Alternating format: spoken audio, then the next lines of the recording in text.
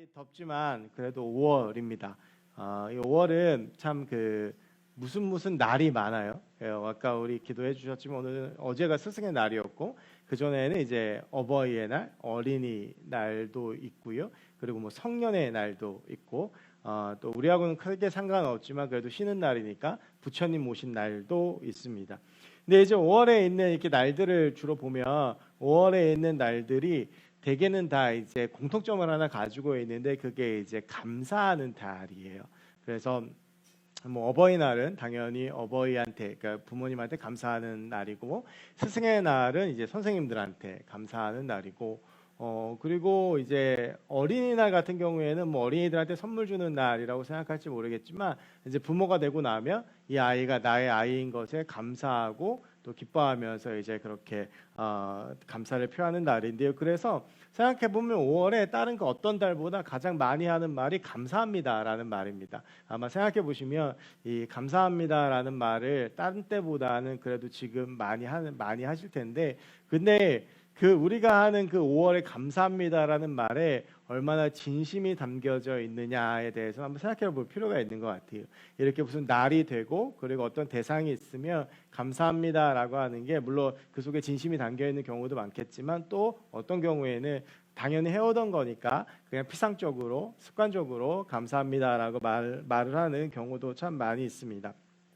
뒤돌아서 생각해 보면 우리가 흔히 하는 말 중에 감사합니다라는 말을 굉장히 많이 써요. 그런데 정말 우리가 이 감사합니다라는 말이 정말로 감사해서 하는 경우가 얼마나 있을까라는 생각을 해보게 돼요. 예를 들면 물건에서 마트 가서 물건을 산 다음에 보통 감사합니다라고 표현하지만 그게 인사일 경우가 많죠. 진짜 뭐 감사하는 마음을 담는 경우가 그렇게 많지는 않은 것 같아요. 그래서 우리가 이렇게 여러 가지 쓰는 말 중에 의미 없이 인사처럼 쓰는 말들이 몇 가지가 있는데 그게 크리스찬한테는 기도하겠습니다예요. 실제로 우리가 기도할게, 기도하겠습니다. 그러고 기도하는 경우가 그렇게 많이는 없죠. 그냥 이렇게 뭐라고 말하기 좀 그렇고 좀 어려워하고 그러니까 기도할게 이렇게 얘기하는데 여러분 기도할게라고 얘기하셨으면 꼭 기도하셔야 돼요. 그리고 이제 우리가 또 기도할게, 기도하겠습니다라는 말만큼이나 많이 쓰는 말 중에 하나가 이제 감사합니다라고 하는 말입니다. 네, 과연 그 말에 얼마나 내 마음이 다 담겨져 있는지 한번 생각해 볼 필요가 있고, 그리고 그것을 우리가 하나님과 나의 관계로 왔을 때 또 내가 하나님께 하는 그 감사와 그리고 내가 또 신앙생활 가운데 고백하는 그 감사의 고백 중에 과연 진정한 감사와 내 마음속에 다 하나님께 감사하는 그 마음이 얼마나 있는지 한번 좀 돌아보면 좋겠습니다. 그래서 이 오늘 말씀을 통해서 이 감사에 대한 주제를 이제 뒷부분에 좀 나눌 텐데 이제 그 말씀을 좀 나누려고 해요. 이제 오늘 말씀에 보면 오늘 말씀은 아주 간단한 사건이에요. 말씀도 그렇게 길지 않은데 예수님께서 지금 이 누가복음 후반부로 가고 있잖아요. 지금 예수님께서 어디로 가고 계시냐 하면 조금씩 예루살렘으로 가까워지고 계세요. 그래서 예수님께서 예루살렘으로 가시는 중에 오늘 어디를 지나시냐 하면 예루살렘으로 가실 새 사마리아와 갈릴리 사이로 지나가셨다라고 되어져 있어요. 여러분 이 사마리아는 이스라엘의 북쪽에 있습니다. 그래서 이 북이스라엘의 수도가 사마리아였잖아요. 그러니까 예수님께서 북쪽 사마리아에서 갈릴리를 지나 예루살렘에 가고 계셨는데 주로 예수님께서 갈릴리 바다를 중심으로 활동하시면서 북쪽과 동쪽으로 다니시면서 사역을 하셨었어요. 그래서 예수님께서 이제 점점 이 예루살렘 쪽 남쪽에 있거든요. 그러니까 이제 점점 남쪽으로 내려가시는 거죠. 예수님께서 이제 예루살렘으로 가시는데 오늘 어디에 들어가셨냐 하면 사마리아와 갈릴리 사이, 그러니까 접견 지역이죠. 이제 그쪽으로 가신 거예요. 그런데 여러분 성경을 잘 읽어보시면 복음서를 유심히 잘 읽어보시면 성경에 이렇게 지명이 두루뭉술하게 나와 있는 경우가 잘 없어요. 그러니까 성경에는 보통 예수님께서 어딜 가시면 뭐 갈릴리면 갈릴리 뭐 이렇게 분명히 말씀을 하세요. 예루살렘은 예루살렘. 그리고 하다못해 베단이라고 하는 작은 동네마저도 예수님께서는 베단이로 가셨다라고 기록되어져 있거든요. 그러니까 예수님의 행적을 이야기할 때에 보통은 뭐 삭개를 만나 여리고로 가시고 이렇게 분명 그 지명들을 이야기를 하는데 오늘 이 말씀을 보면 정확한 지명이 나와 있지 않아요. 다만 이렇게 표현이 돼 있어요. 예루살렘과 사마리아 사이로 지나가시다가 한 마을로 들어갔다. 이제 여기서 우리가 두 가지를 추측해 볼 수가 있는데 하나는 지명도 없을 정도로 작은 마을이었다라고 하는 사실이고요. 그러니까 뭔가 이렇게 특색을 가지고 이야기할 만큼의 어떤 그런 이름을 가지고 있는 그런 동네가 아니었다라고 하는 것이고 뭐 예를 들면 제가 이제 원래 저희 집 주소가 본가 주소가 가련동인데 가련동 그러면 그 지역 사람들도 그렇게 크게 잘 몰라요. 그래서 보통 연신내 산다고 그러고 불광동 산다고 그래요.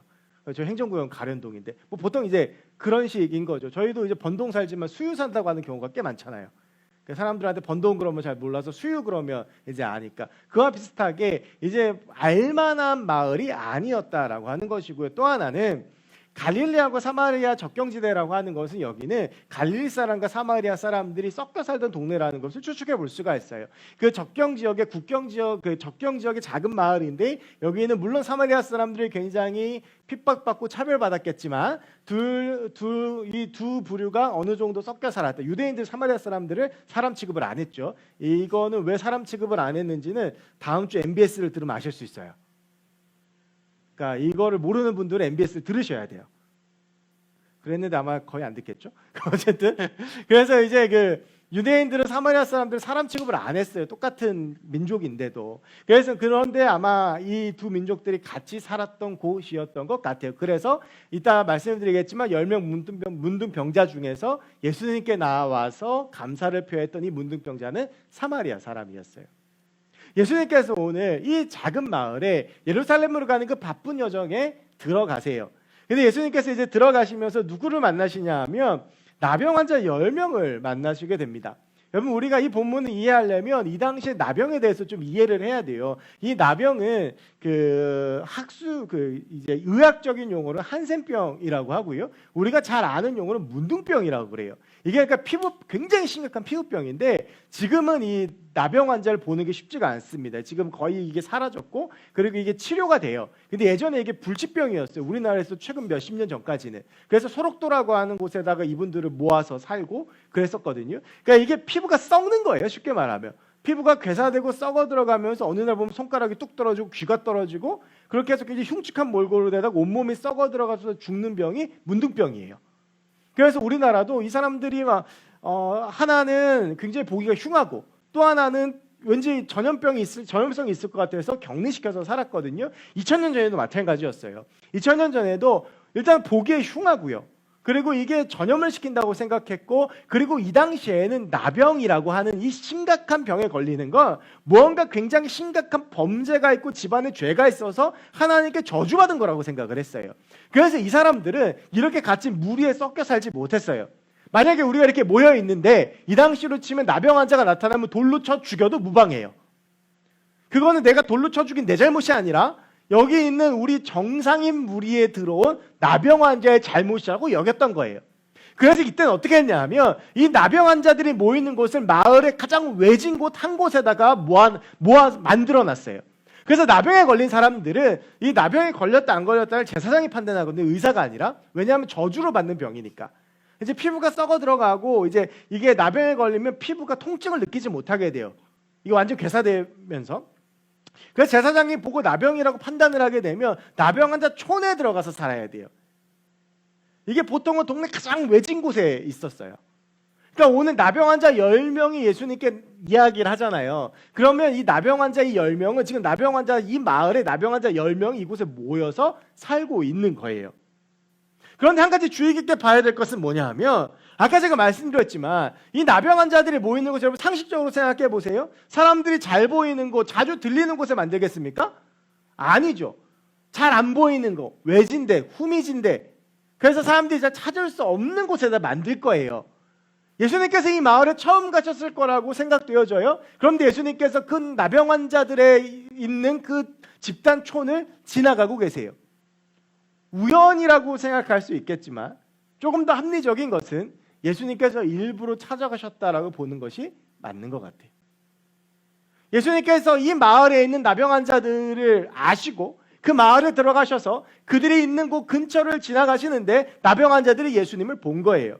당시에 예수님을 알아보기 굉장히 쉬워요. 공생의 3년이 마무리되면서 수많은 사람들이 예수님을 따라가고 있었거든요. 그래서 이 나병 환자들이 예수님께 크게 소리를 지릅니다. 멀리 서서 예수님 우리를 좀 고쳐주십시오. 여기서 보면 보통은 문제가 있는 사람들이 다 어떻게 나아가냐 하면 예수님 앞에 막 나아가요. 그리고 예수님 앞에 무릎 꿇어요. 예수님 옷자락을 잡아요. 예수님을 붙잡고 나 좀 고쳐달라고 그래요. 그런데 이 나병 환자들이 이해가 안 되는 건 멀리 서서 있어요. 멀리 서서 다가오지는 못하고 예수님께 그냥 고쳐달라고 소리만 질러요. 근데 이 장면이 이 나병 환자들이 가지고 있는 문제의 깊이를 알게 해요. 이 사람들은 예수님께 가까이 나오지 않은 것이 아니라 못 나온 거예요. 왜? 무리들이 있는데 그 무리들 가운데 예수님께 병을 고쳐달라고 오면 이 사람들은 돌에 맞아 죽으니까 그저 저 멀리 보이는 예수님을 향해서 들릴지 안 들릴지도 모르지만 그냥 있는 힘을 다해서 저분이 죽은 사람도 살리고 문득 다른 마을에서 문득병도 고치고 막 안진뱅이도 일으키게 하고 눈먼 자도 눈뜨게 했다는데 우리를 고쳐줄 수 있지 않을까 해서 아주 자기가 할 수 있는 소리를 다 내서 예수님을 부르는 거예요.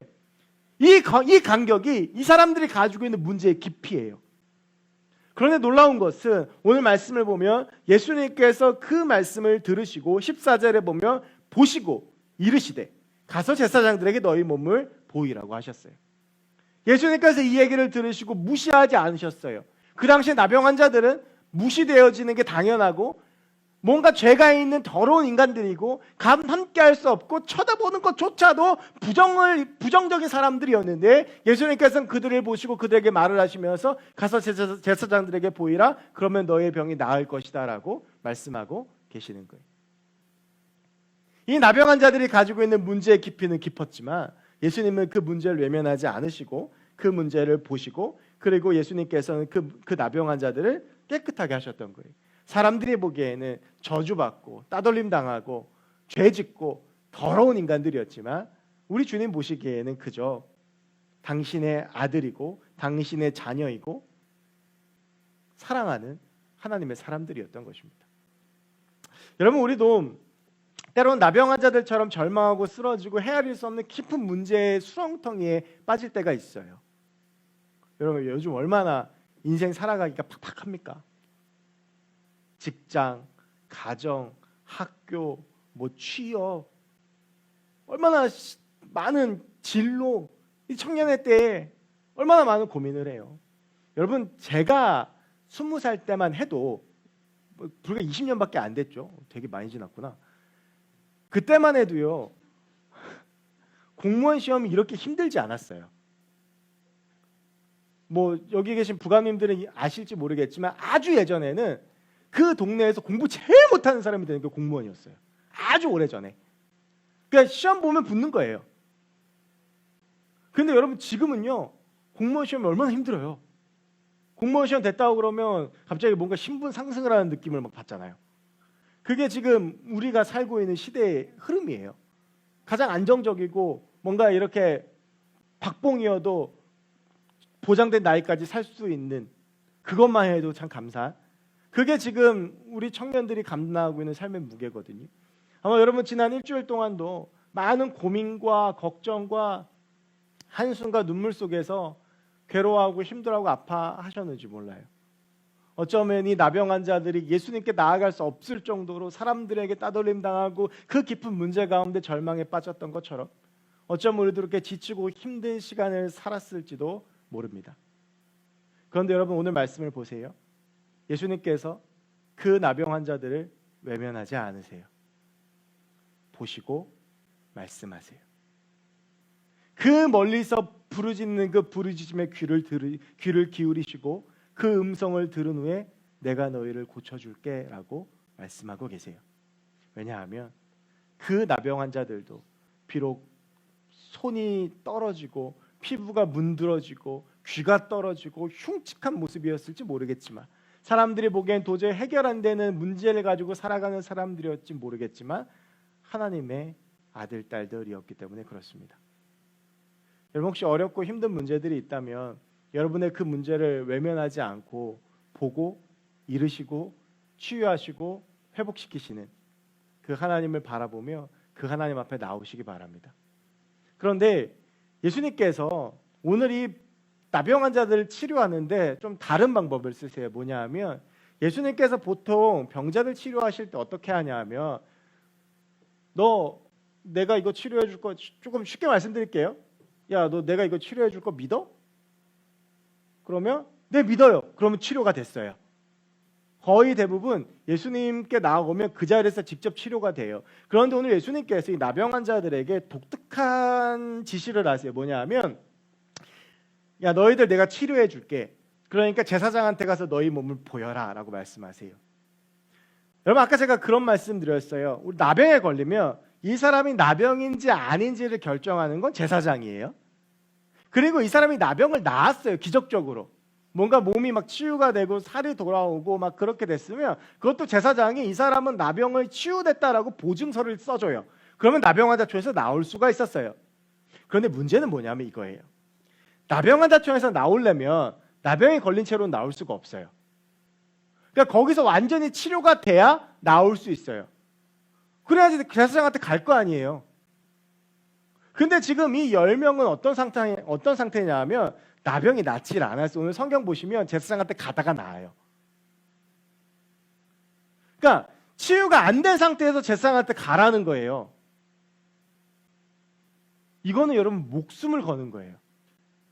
가다가 돌 맞아 죽을 수도 있고 가다가 잘못될 수도 있어요. 그래도 아무 소리도 못해요. 그런데 그 믿음을 보이라는 거예요. 여러분, 우리가 하나님 앞에서 하나님의 역사를 바라볼 때 가장 중요한 것이 무엇입니까? 믿음이에요. 그런데 우리는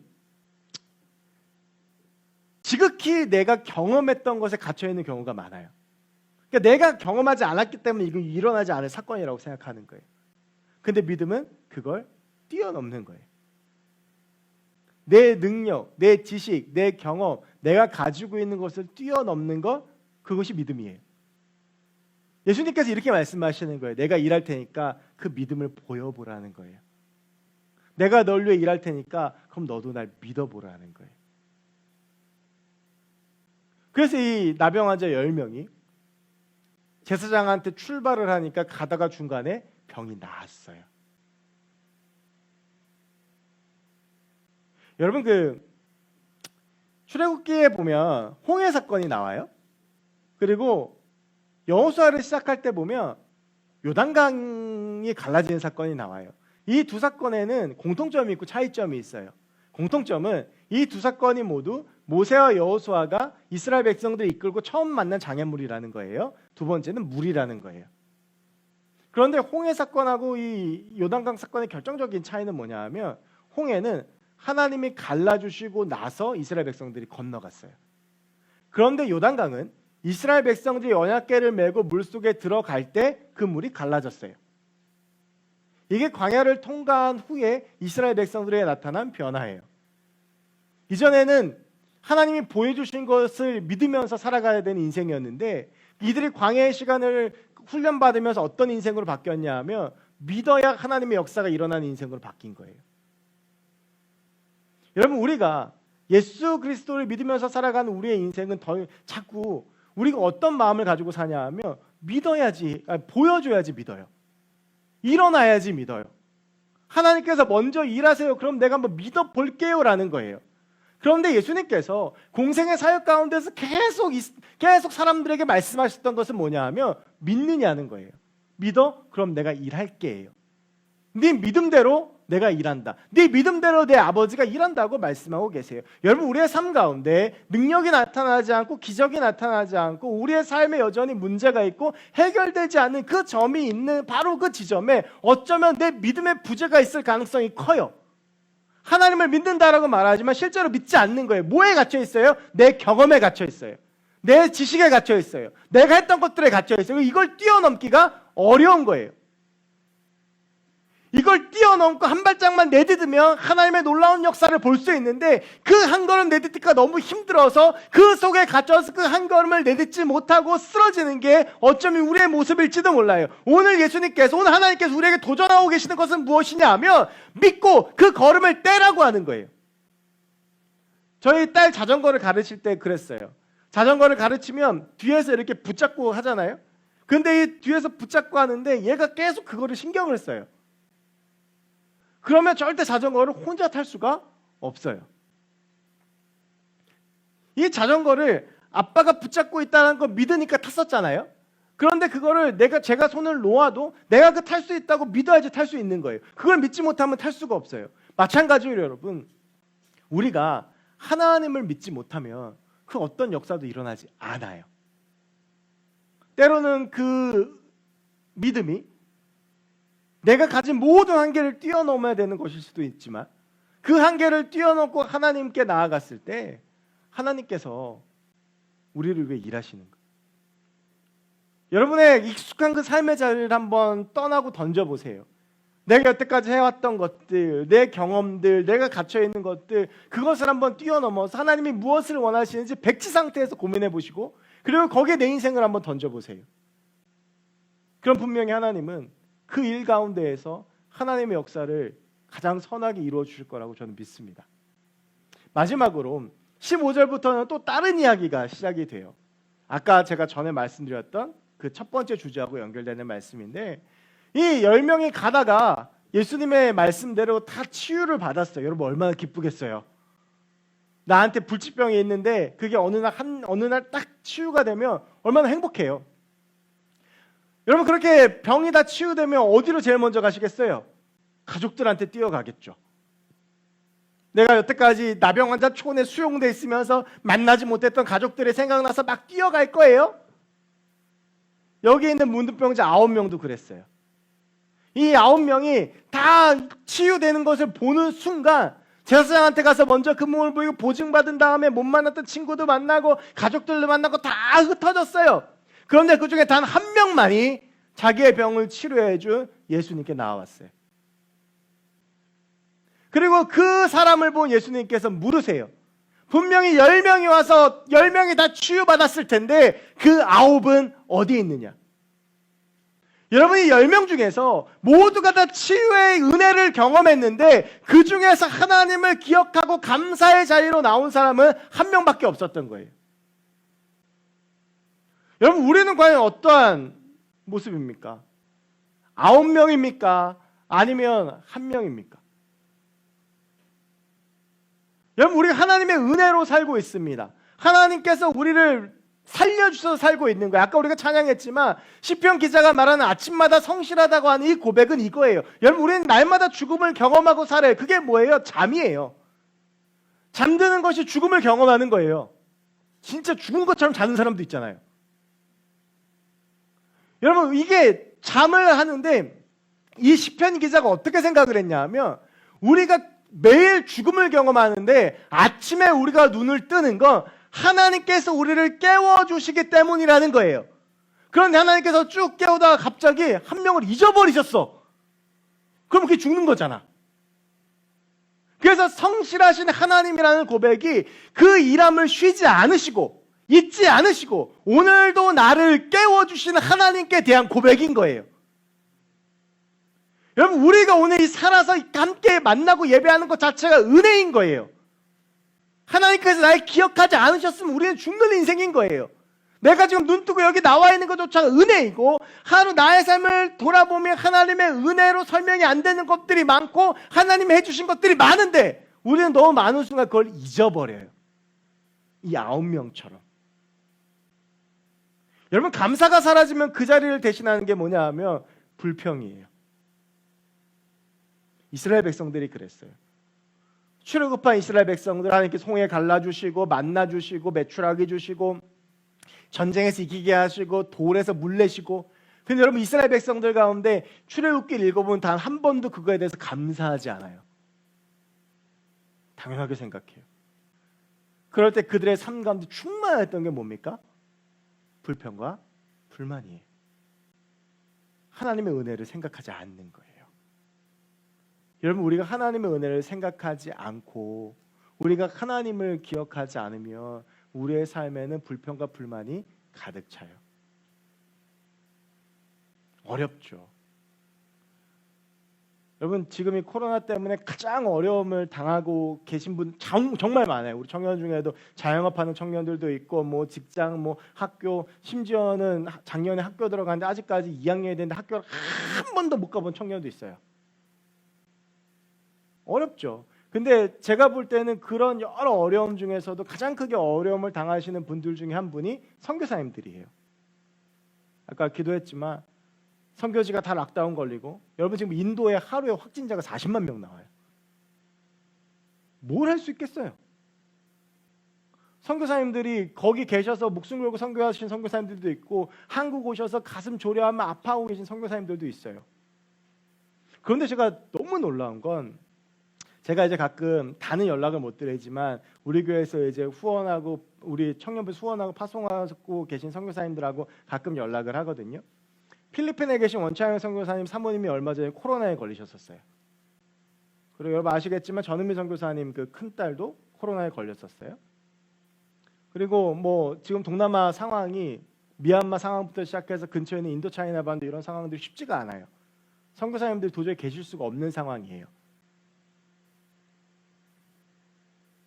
그런데 그런 선교사님들하고 연락을 하고 선교사님들하고 대화를 하고 교제를 하다 보면 놀라운 건 제가 볼 땐 도저히 감사할 수가 없는 상황인데 감사해야 하세요.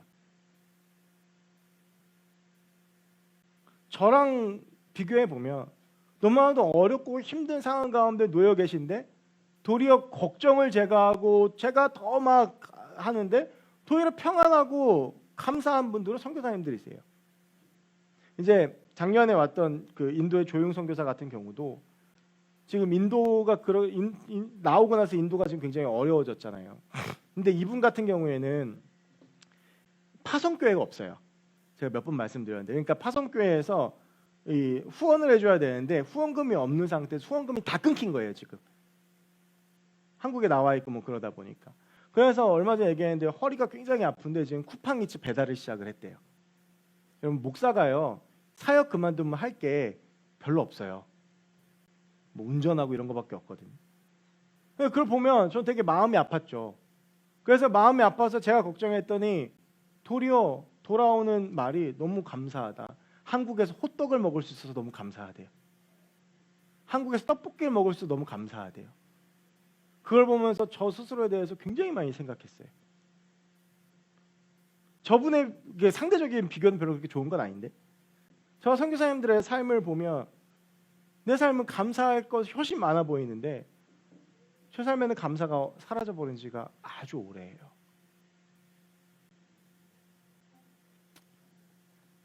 여러분 우리가 우리의 삶 가운데 입술과 마음에 감사가 회복되어졌으면 좋겠습니다. 하나님께서 내게 주신 은혜를 보세요. 그래서 그 은혜에 집중하고 내 안에 감사가 넘치면 그 감사가 나누어져요. 그러니까 방금 선교사님들 말씀드렸지만 선교사님들 그렇게 어렵고 힘드시잖아요. 그래서 늘 감사하시는데 우리 교회가 청년부가 전 참 감사하고 대단하다고 생각하는데 그 선교사님들을 돕고 있어요. 한 달에 조금이지만. 여러분 근데 그거 아세요? 지금 선교 후원이 점점 계속 줄어서 이번 달에는 저희가 선교헌금 시작한 이래로 쫙 적어가 모였어요.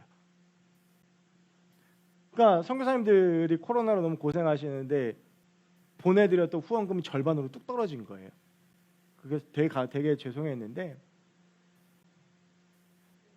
과연 우리가 그분들을 도울 여력이 없어서 못 돕는 걸까요?